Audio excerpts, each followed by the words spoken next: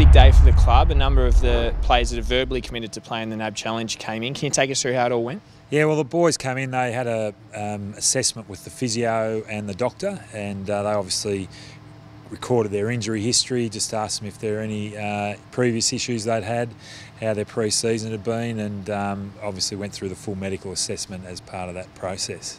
And was anything discovered out of that? Michael Hartley's one, I think, that won't be joining the club now. Oh, well, Michael's carrying a bit of a niggle, and the doctors just felt that whilst he could probably get away with it, there was a little bit of a risk there. So just for his sake, and he's probably quite disappointed that that was the feeling, but for his sake and for the sake of his home club in Coburg and the like, and also just to manage the risk from our perspective, we just felt it was best that he not participate, because there's just that extra demand at the AFL level. What about the other guys? They all got through fine? Yeah, they were all fine. A little nervous apparently, which is unusual given they've been around the AFL system. But I suppose they're coming into a different club, a foreign environment, and all fairly keen to have the opportunity to play. So yeah, there's a few nerves.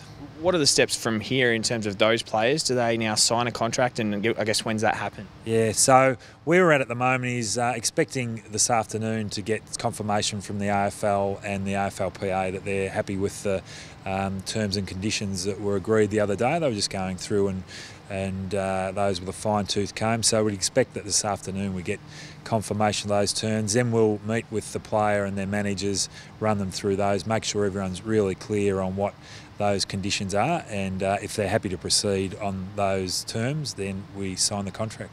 And then in terms of getting them into training as soon as we can, and can you take us through sort of how they'll be filtered into training? Yeah, so they'll more than likely, if all goes well, they could start training on the Monday. And for the first few sessions, they'll work with our VFL group, which is where a lot of the players who assist us in the NAB Challenge will come from as well. There'll be a strong AFL coaching presence out there.